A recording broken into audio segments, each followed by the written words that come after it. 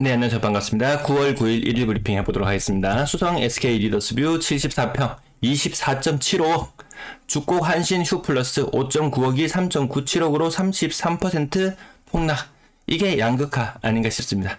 가급적 명절에는 야 정치 이야기 하지 말자. 이번에는 부동산 이야기 하지 말자.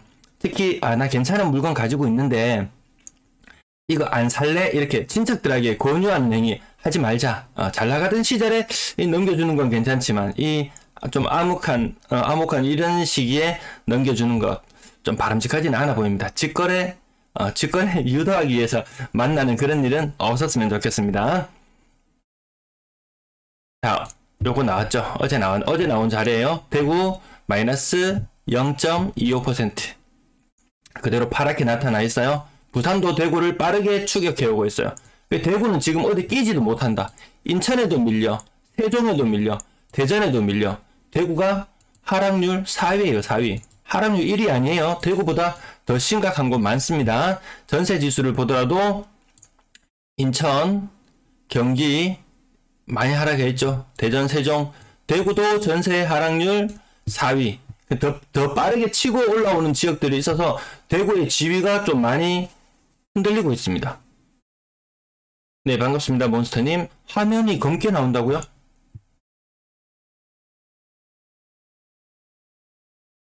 화면이 지금 하얀데?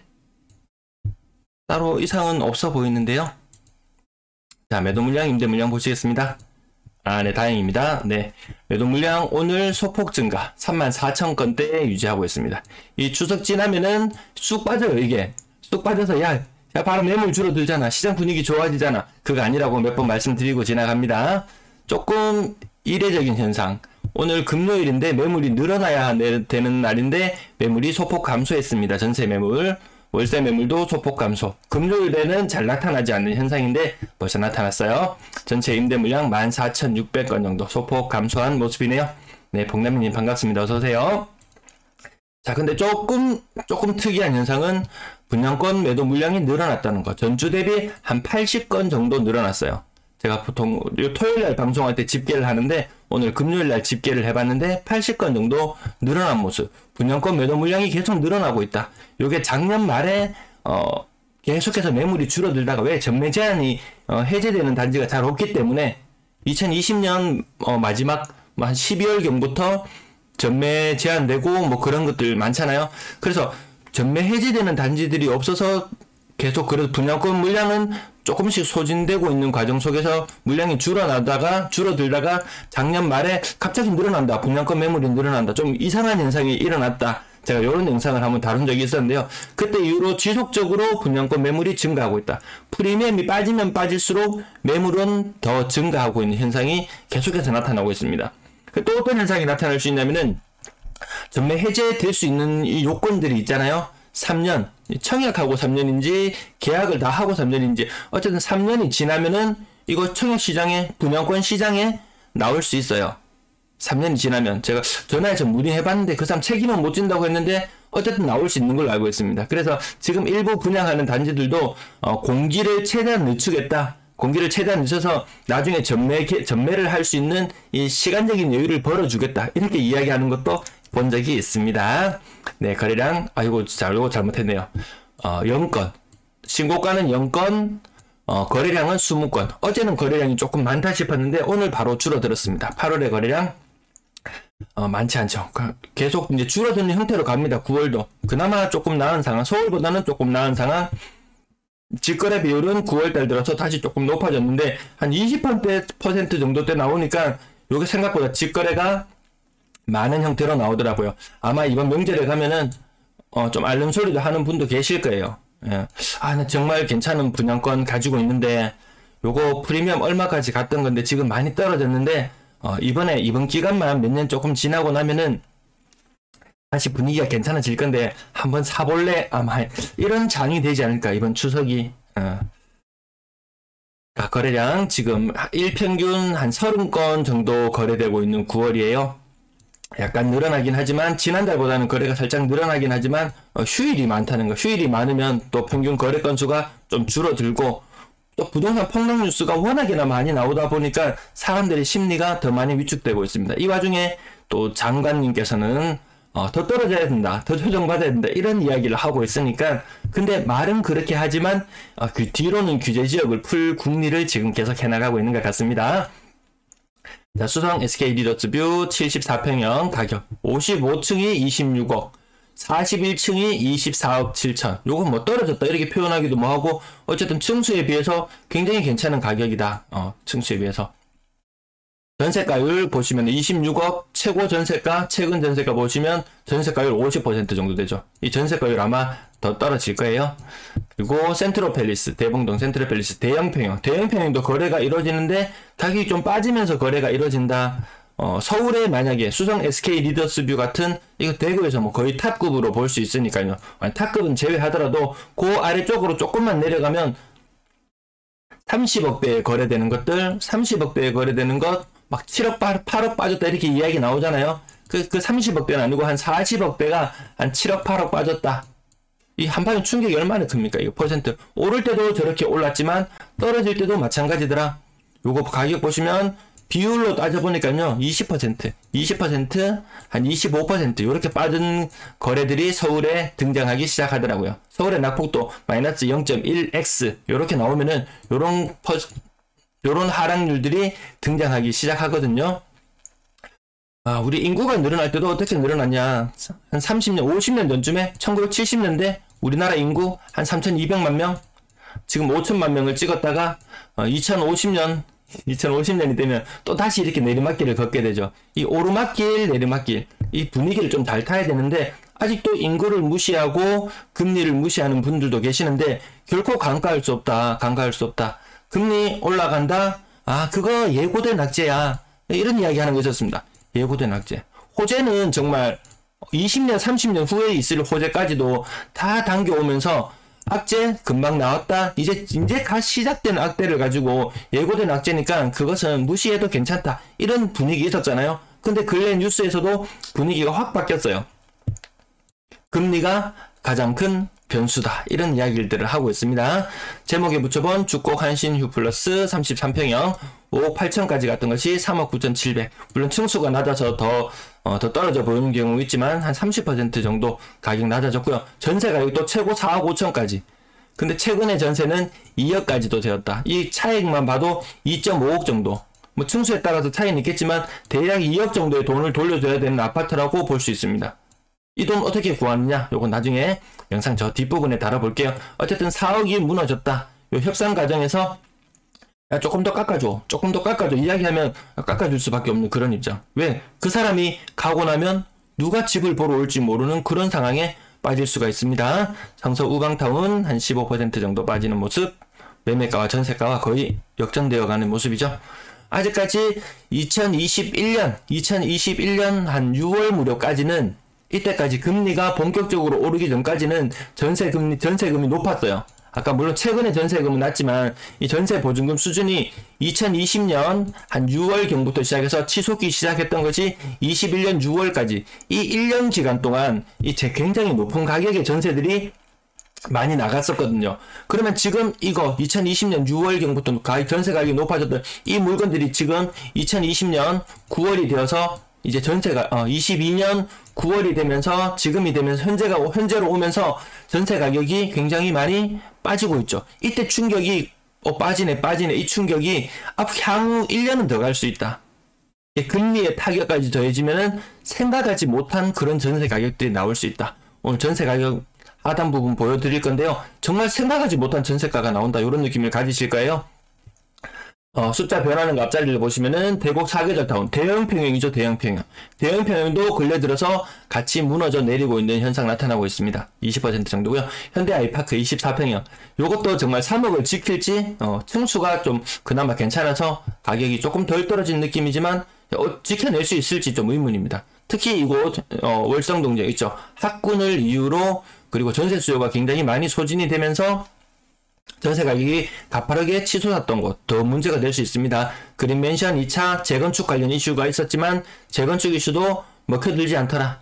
북주곡 엠코타운 더 솔레뉴 가격 3억대를 지켜내지 못했더라. 가격은 한 25% 정도 되지만 이거 지킬 선 넘지 마라. 지킬 선은 지켜야지 했던 그런 것들 이제 다 기억에서 다 지워버려야 됩니다. 그럼 좀 지워버려야 될 필요가 있습니다. 육국 한신 휴플러스도 30% 정도. 요것도 3억은 지켜주겠지 했던 아마 그런 길의 선들이 있었을 거예요. 그런 것들이 다 무너진다. 그리고 뭐 오래된 아파트일수록 뭐 역전세가 많이 일어나니 뭐 온갖 뉴스들이 많이 나오지만 대구에서는 거의 모든 아파트들 가격대에 상관이 없어요. 아주 고가의 아파트들 이런 경우에도 세입자가 나간다 그러면은 돈 돌려주기 힘들거든요. 근데 당장 5억 6억대 이런 아파트들 8억대 아파트 센트럴 팰리스 이거 가격 8억에 거래되었잖아요. 그 최고 전세가는 8억이에요. 정말 가격대가 구분이 없어요. 위기가 아까 말씀드렸던 2020년 하반기부터 시작해서 전세 보증금 굉장히 높게 받았던 그런 분들 위기가 다 찾아올 수 있다. 굉장히 많다. 그 숫자가 굉장히 많을 수 있다는 부분. 그리고 구축이고 신축이고 이런 걸 가리지 않습니다. 그나마 신축은 그나마 조금 더 나은 상황. 왜 입주할 때 전세금을 좀 낮게 받아서 그나마 위기를 살짝 피해갈 수는 있겠지만 그 또한 쉽지 않다. 가격 다사 한일 UNI 한 20-30% 한 25% 정도 나머지 20% 이상 전반적으로 빠져나가는 모습. 뭐 도심 내건 외건 그렇게 크게 가리진 않는 것 같습니다. 건당 거래대금은 이슈가 있을 때만 이렇게 올라간다. 이슈가 있을 때만 올라간다. 그리고 이후에는 떨어진다. 지금 떨어지는 추세인데 이 또 다른 이슈가 뭐 나올 게 있느냐. 일단은 규제를 풀어주는 것들에 대한 기대감이 있는데요. 타 지역의 규제 지역을 해제해준다. 그럼 대구에는 오히려 악재가 될 수 있을 거예요. 그것은 악재가 된다. 뭐 전매 제한을 해제해달라느니 양도세를 뭐 어떻게 해달라느니 말들이 많지만 장관님이 집값 더 떨어져야 된다고 이야기를 했어요. 거래량 이제 1000건 아래에서 계속 머무르고 있는 상태. 규제 지역을 여기 때 해제를 해줬지만 7월에 해제를 해줬지만 그 효과가 없더라. 오히려 대선 효과보다 더 없더라. 또 다른 해제들이 여기에 추가가 된다 한들 지금은 큰 힘을 쓰기는 좀 힘들어 보이는 그런 모양새로 가고 있습니다. 6억 이상 아까 고가의 물건 막 수십억짜리가 거래되고 8억짜리가 거래되고 하지만 신고가를 만들어내는 현상은 없고요. 6억 이상 비율은 한 5%, 대구에 6억 이상에 거주하는 매매되는 비율은 5% 정도, 분양권 거래량은 2건이 있었고 신고가는 보이지 않았어요. 분양권도 직거래가 많더라. 이게 생각보다 자기가 스스로 구해야 되지 막상 시장에 매물을 내놓고 그냥 하염없이 기다리기에는 좀 그렇다. 그래서 특히 뭐 대구 부동산 커뮤니티 이런 곳에 보면은 분양권 매물들이 많이 보이죠. 근데 간혹 가다 보면 정말 턱없는 정말 시장 거래 가격은 한 5.5억 정도 되는데 분양가는 한 5억 정도에 5.5억 정도 이렇게 가격이 형성되어 있는데 어떤 사람은 간혹 가다 보면 한 6.5억에 이렇게 매물로 내놓는 사람이 있어요. 그리고 막 이 아파트에 대해서 굉장히 장점에 대해서 많이 포장을 하고 가진 호재를 다 갖다 붙여가지고 이야기를 하지만 그 댓글에 달리는 댓글을 보면 굉장히 사람들이 좀 냉담해졌구나 그리고 냉정해졌구나 이런 부분들을 느낄 수 있을 것 같습니다. 힐스테이트 감사함 요거 기억이 좀 많이 남죠. 지난번에 오피스텔이 한 건 여기 아파트로 오피스텔이 한 건이 아파트로 잘못 신고되어서 그 건수 때문에 좀 말들이 좀 있었는데요. 어쨌든 가격 큰 재미를 못 보더라. 요 입주가 다가오는 시점에 이 돈을 구하는 것이 지금 쉽지 않다라는 부분이 있습니다. 자, 전세 거래량 95건 중에 신고가는 5건 정도, 신고가 비율은 한 5% 정도 아직 나오고 있는데 그렇게 뭐 의미 있는 신고가들이라고 보기는 힘든 부분. 요 계속 말씀드리는 부분은 이 전세 거래 절벽, 월세 거래 절벽, 임대 거래 절벽, 거래 절벽이 일어날 수밖에 없는 이 상황을 좀 이해해야 될 필요가 있습니다. 18억까지 갔던 것이 14억까지 간다면 4억의 전세금 1억씩 하락하는 거 동그라미 쳐보시면서 대충 더해보면 버머, 라온, 프라이빗, 2차 같은 경우에는 5억 5천까지 떨어졌어요. 이 지역이 일반적으로 전세가율이 한 50% 정도 된다. 그렇게 봤었거든요. 한 15억 가는 아파트 같았으면 전세가율이 50% 정도다. 그럼 한 7.5억 정도 되는 상황. 근데 지금 금리가 지금 가격이 5.5억 정도 수준까지 전세금이 떨어졌으면 그 말인즉슨 매매 가격도 과거에 생각하던 그 매매 금액이 아니다. 전세가율 이 부분 한번 생각해 봐야 될 필요가 있을 것 같습니다. 네, 김영수님 반갑습니다. 어서 오세요. 그래서 매매 가격, 전세 가격 서로 막 이게 물고 물리는 이런 관계에 놓여 있는 듯 하고요. 그 다음 캐슬 골드파크 3단지 2억 정도 차이 나는 모습. 만촌 3정 그린코어 아이디파크 2억 정도, 고점에서 2억 정도 차이 나는 모습. 이런 돈들이 갑자기 어디서 나서 돌려줄 수 있느냐. 그나마 대출이 한 개도 없는 상황 같았으면은 생활안정자금대출 1억에서 2억으로 올려준 거. 이번 정부 들어서 올려줬잖아요. 생활안정자금대출. 이거 신의 한 수다. 생활안정자금대출. 이런 문제가 생길 줄 알고 해주는 게 아닐까 싶을 정도로, 맞죠? 만약에 전세보증금 담보대출을 받게 되면은, 전세금 반환 대출을 받게 되면 좀 복잡한 문제에 얽혀들 수 있거든요. 힐스테이트 봉어 센트럴도 고점과 저점의 차이는 꽤 나는 모습, 나머지도 조금 난다. 근데 동대구역 센트럴 시티 자이 요거 이렇게 떨어지고 있는 분위기 속에서 올라간다. 요런 건 좀 특수한 좀 그런 상황에 있을 걸로 볼 수도 있습니다. 아는 사람한테 야 전세 들어와줘. 근데 지금 잔금을 도저히 어떻게 할 수가 없어. 근데 월 벌이는 있으니까 어떻게 다른 대출도 많고 어떻게 해결할 수는 없어. 생활비에서 벌어가지고 일부 여골세로 줄게. 아닐 수도 있어요. 근데 요것도 하나의 대책은 될 수 있다는 거. 내가 은행권에서 자금을 융통할 수 없는 상황이라면 이 세입자한테 내가 여골세로 내가 돈 줄게. 1억, 야 이거 시중에 지금 전세 금액이 한 3억 정도밖에 안 하는데 4억에 들어와줘. 그래야지 내가 잔금을 치고 이 문제를 해결할 수 있단 말이야. 대신 1억에 대한 이자는 내가 은행보다 더 후하게 더 줄게. 뭐 이렇게 할 수도 있다는 거죠. 억 단위로 하락하는 거 앞에 또 말이 길어지면 뒷부분이 오늘 설명이 내용이 많은데 좀 길어지면 좀 곤란할 것 같아서 억 단위로 하락하는 부분 많은 돈을 돌려줘야 되는 게 이제 이게 시작에 불과하다는 거죠. 근데 이 현상이 한참 전부터 있어 왔거든요. 올해 제가 동그라미를 쳤던 현상이 올해 상반기에 이미 일어나고 있었어요. 이게 1년 내지 1년 반 정도는 이렇게 억 단위로 하락하는 현상 계속 나타날 수 있다는 부분. 제가 오늘 전세 여러 페이지를 가지고 왔는데 보통 요 정도 선에서 넘어가 주는데 그 다음 페이지들을 보면은 생각지도 못한 전세 가격이 나온다. 자, 신축 한번 보시면요. 수성구 지역 뭐 3억에 나오기도 하고 교대역 하늘채 2억 9천. 그리고 성당도 도시락 4억까지 갔던 것이 2억 9천. 그전 우리가 4억대, 3, 4억대 그 이상의 전세가를 생각했던 것들이 생각보다 2억대에 굉장히 많이 나오더라. 이시아폴리스도 2억 7천. 앞산 태양아너스 연식 얼마 되지 않았는데 2억 7천. 아마 2019년식인데 2021년에 전세를 재계획했는 사람은 아마 4억 7천 이렇게 들어가는 사람도 있을 거예요. 전세 살면서 야 이거 변동금리의 이 고통을 겪는다든지 이런 부분들 한번 생각해보면 야 전세금 높은데 정말 살 데가 못 되는구나 이런 느낌도 가질 수 있을 것 같습니다. 네, LOCK 1407님 반갑습니다. 어서오세요. 자, 두리역 이편한 세상 2억 6,500 여기 전세가가 2억 6,500 될 거라고 생각이나 했겠습니까?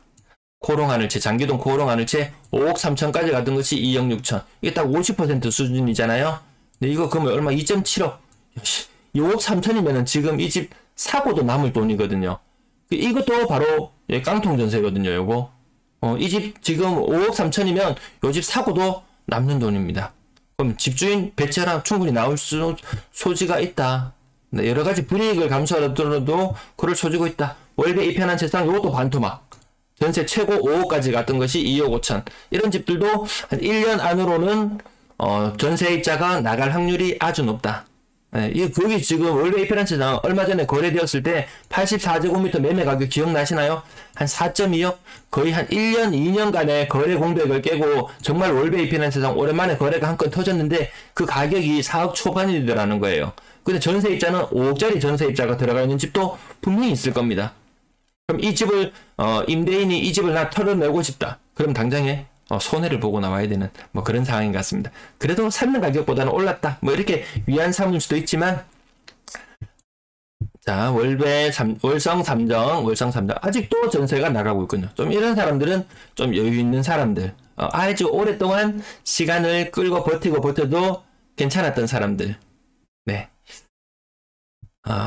입주한 지 좀 지난 아파트들이 있잖아요. 그 다음 월성 3정 그린코어 아이디파크 전세 금액이 2억 3천까지도 됐어요. 이걸 보고 제가 오늘 그 6번째 페이지까지 보여드리는 거예요. 근데 야 이게 끝이 아니더라. 월성 3정 그린코어 아이디파크 2억 2천. 야 나도 저기 들어가서 살고 싶은데. 야 저기 풀 에어컨 달려있다던데. 괜찮겠는데. 이런 느낌이 들어서 가고 싶어서 기존 살고 있던 집에서 나간다고 이렇게 통보를 하고 돈을 빼달라고 해도 돈을 못 빼줘요. 그래서 빈 집들이 이렇게 나와 마음에 드는 집들이 있어도 마음대로 이주도 하지 못하는 그런 상황인 것 같아요. 자, 정말 충격적인 건 요거였어요. 상인 화성 파크드림 2단지 전세 가격이 2억이에요. 2억. 5억까지 갔던 것이 2억. 전세 가격이 60%나 하락했어요. 이 굉장히 충격적인 현상이거든요. 야, 그러면 야, 상인 화성 파크드림 가서 살래? 월성 3정 가서 살래? 라고 이야기하면은 야, 그래도 난 요거 한 2천만 원 더 줘도 여기가 더 땡기는데 이런 느낌이 들지 않습니까? 서로 경쟁하면서 가격이 떨어진다. 근데 임대인 입장에서는 그렇게 손해냐? 그렇게 손해는 아니에요. 그렇게 손해는 아닙니다. 돌려줘야 되는 사람이 돈을 돌려줘야 되는 사람이 곤란해지는 것이지, 지금 금리가 굉장히 높기 때문에 요거 아마 한 5억대, 요거 4억대, 5억대, 막 예를 들어서 5억대에 들어와 있다. 금리, 시중은행의 금리 얼마였던가요? 그때 막 1.2%, 막 1.3% 막 그런 시절이 있었어요. 예금리. 1억 넣어놔도 1년에 120만원 밖에 안 주는 그런 시절이 있었어요.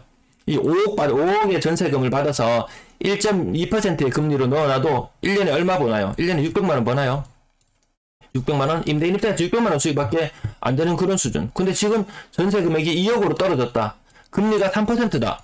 임대인 입장에서는 똑같이 연간 600만원의 수익을 거둘 수 있는 이런 상황인 거예요. 그 집이 모자라는 경우 같으면은 여전히 보증금이 많이 높을 수 있겠지만, 그렇지는 상황이 그렇게 호의적이진 않죠. 전세 비중은 역대 가장 낮은 수준으로 지금 가고 있습니다. 평균 전세 가격 계속 떨어지고 있고, 지금 평균 전세 가격은 2019년 가격보다 더 떨어져 있는 모습이죠. 2019년보다 평균 전세 가격이 더 낮습니다. 근데 언론에서 요때까지만 해도, 지금 올해 상반기까지만 해도 야, 가을 되면 난리 난다, 가을 되면 난리 난다라고 이야기했는데 그 난리가 이 난리였나요? 그렇다면 아마 이 갈색의 난리가 날 것 같았으면은 이미 이 빨간 선 위에 올라가 있었다면, 빨간 선 위에 여기 위에 동그라미 그리는 부분에 올라가 있었다면 정말 난리가 났을지도 모르죠. 근데 지금 완전 상황이 반대로 가고 있는 그런 상황입니다. 제일 영향을 미치는 건 금리다. 금리. 근데 금리 오르는 것 이미 예고되어 있잖아. 악재 아니야 라고 했지만 가장 큰 악재로 다가옵니다. 그게 시작이라면 언제 끝날지 모른다는 것이 가장 큰 악재가 아닐까 싶습니다. 전세 거래량 근래 들어서 줄어들고, 이 차트 보면 정말 와, 어떻게 이렇게 일방향으로 갈 수 있나 싶을 정도로 3억 미만의 비중, 야, 5억까지 같은 전세도 야, 2억대로 떨어지고, 4억 하던 전세도 2억대로 떨어지고, 3억 하던 전세도 뭐 2억대로 떨어지고, 뭐 이런 현상들 계속 보고 있잖아요. 그래서 이 노란 선 위에 노란색이나 아니면 위에 하늘색 선이나 뭐 초록색 선, 이 비중들이 다 낮아지면서 전세 금액이 요 회색 모양 선 있는 곳, 이곳에 가장 많이 모여들고 있더라. 4억 이상 거래량은, 절대 거래량은 좀 줄어들고 있죠. 그래도 비율은 10% 정도 선을 계속 유지하고 있고, 월세 거래량 좀 늘어나고, 다시 조금 늘어나나요? 가을 느낌? 늘어나는 느낌 안 들죠, 이것도 절벽인데, 이 대구만, 야, 왜 이렇게, 야, 갑자기, 야, 여름이라서 없나? 싶었는데 그 현상도 아니에요. 이제 여름이 끝나가고 가을에 이제 본격적인 입주가 시작될 때임에도 불구하고 그렇게 늘어나지 않더라. 자, 그럼 월세 가격은 왜 자꾸 올라가기만 하는 걸까? 그런 것들을 생각해 봤을 때 요런 거래들 있잖아요. 요런 거래들이 좀 끼어 있다. 요런 거래들이 끼면서 일부 전세 가격이 좀 올라가는 것처럼 보이는데요. 요거 월세 거래는 잘 안 보여드리는 거니까 라이브니까 한번 분석해 봅시다. 이 편한 세상 범어 최근에 거래가액이 얼마 정도였던가? 7억 초반? 6억 후반? 7억 초반? 요 7억이라고 해볼게요. 매매 가격이 7억이에요. 전세 가격은 얼마? 한 3억 후반? 4억? 한 3.8억? 한 요정도의 전세 가격. 혹은 한 3.5억. 전세가율이 한 7억 정도 하는 아파트면 전세가율이 한 3.5억 정도 된다고 해보겠습니다. 요거 무시할게요. 매매 가격 7억에 전세 가격이 3.5억 정도 되는 이 편한 세상의 범어다. 근데 이 얘의 월세를 한번 봅시다. 보증금 1억에 85만원. 그 말인즉슨 요 1억을 공제하고 나면 2.5억을 월세로 전환하니까 85만원이 되더라는 겁니다. 그럼 전세가율, 전월세 전환율 비교해 봤을 때 요거 한 4% 정도 수준으로 보이죠. 지역마다 차이는 좀 있어요. 지역마다 차이는 좀 있습니다. 근데 만약에 지금 어떤 분이 저한테 말씀해 주셨는데, 전월세 전환율은 일반적으로 기준금리 플러스 한 2.8% 정도 된다. 2.8%? 여러분들도 한번 기억해 보실 필요는 있을 거예요. 제가 1일 거래 건수 28건 마치 욕을 하듯이 이야기를 하면서 이 각인시켜 드렸잖아요. 요것도 28, 여기 소수점이 하나 있을 뿐이지 어쨌든 2.8이라는 걸 기억해 둔다면 요거 한 5.3% 정도의 전월세 전환율일 거예요. 그러면 2.5개 5.3% 전환한다면 생각보다 크지 않습니까? 이거 거의 한 130만원, 140만원 정도의 월세를 부담해야 되는 이런 상황이라고 해석할 수 있을 거예요. 근데 이렇게 되지 않더라. 왜 집이 나가 도는 상황이니까 집이 정말 모자라는 상황 같았으면은 전세가 전월세 전환율을 아주 엄격하게 적용해서 정말 한 130만원 정도 되는 이 정도 금액이 나올 수도 있을 거예요. 근데 지금은 시장 분위기는 그렇지 않더라. 전월세 비율 전환율은 대구 지역은 한 4% 정도 되겠구나. 요 정도 생각하면 되실 거예요. 그러면은 내가 만약에 임차인의 경우다. 그러면 내가 전세를 들어갈지 월세를 들어갈지 좀 빠른 판단이 필요합니다. 빠른 판단이 필요할 것 같습니다. 나머지 월세 가격도 요런 것들 때문에 월세 가격이 좀 계속 올라가네 요런 느낌이 들어요. 근데 요 전월세 전환율을 막상 계산해 본다면은 저 정도면은 뭐 그래도 뭐 비슷하네 괜찮네 전세보다 월세가 낫네 요런 물건들이 분명히 있단 말입니다. 그렇기 때문에 제가 차트에서 월세 가격이 계속 올라가네요 라고 이렇게 해석을 드리는데 거기에 따라서도 제가 해석하는 것 그 이상의 여러분들이 또 다른 해석도 필요할 것이다. 평균 월세 가격 계속 올라가는 모습 계속 보여드렸잖아요. 근데 얘도 어느 정도 한계가 있을 것이다. 한계가 있을 것이다. 전월세 전환율보다 더 이득이라면 전세를 가는 것보다 월세를 가는 게 훨씬 낫죠. 왜? 전세를 살고 있으면은 전세자금 대출 온전한 자기 돈이 아닌 상황이라면 전세자금 대출 이 변동금리 너무 무섭더라고요. 너무 무섭더라고요. 보증금은 저 정도 수준이고요. 임대 거래 절벽 요 현상까지 요즘 계속 말씀드리는 부분. 요즘 포인트는 대형 평형도 가격이 조정을 받는 모습이다. 그리고 임대 거래 절벽 현상이 계속 지속될 것이다. 이런 부분에 대해서 계속 말씀을 드리고 있습니다. 네, 지금 브리핑은 여기까지 마치겠습니다.